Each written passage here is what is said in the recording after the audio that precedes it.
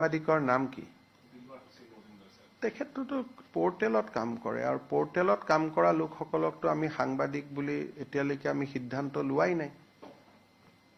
অসমত যিসকলে পোৰ্টেলত কাম কৰে, লিগেসি মিডিয়া ৰাজ্য চৰকাৰে সাংবাদিকৰ স্বীকৃতি দিয়ে, কিন্তু ইউটিউব চেনেল পোৰ্টেল এইসকলক সাংবাদিকৰ স্বীকৃতি দিয়াৰ বিষয়টো আপোনালোকৰ লগত আমাৰ আলোচনা চলিহে আছে।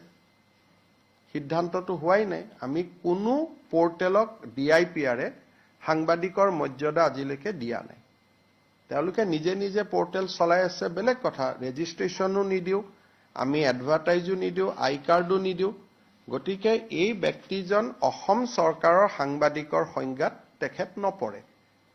আমি অসমে এতিয়ালৈকে ইলেক্ট্ৰনিক্স মিডিয়া আৰু প্ৰিণ্ট মিডিয়াৰ জাৰ্নেলিষ্টকহে আমি সাংবাদিক বুলি ধৰোঁ, আৰু আন পোৰ্টেল সমূহক এতিয়ালৈকে সাংবাদিক বুলি আমি ধৰাৰ সিদ্ধান্ত লোৱা নাই।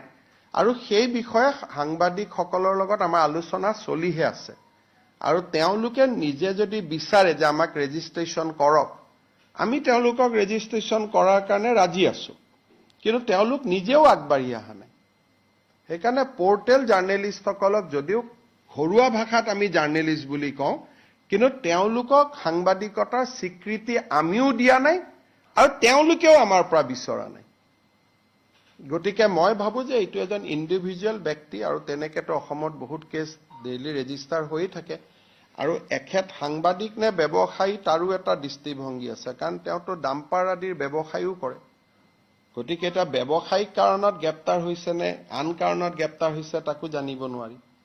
কিন্তু মই যিগৰাকী ব্যক্তিৰ নাম জানো, তেওঁৰ ৪-৫খন ডাম্পাৰো আছে, তেওঁ বিভিন্ন ব্যৱসায়ো কৰে, পাৰ্ট টাইম এটা চেনেল এটা পোৰ্টেলত কাম কৰে, আৰু সেই পোৰ্টেলটো ৰাজনৈতিক ব্যক্তিৰ পোৰ্টেল।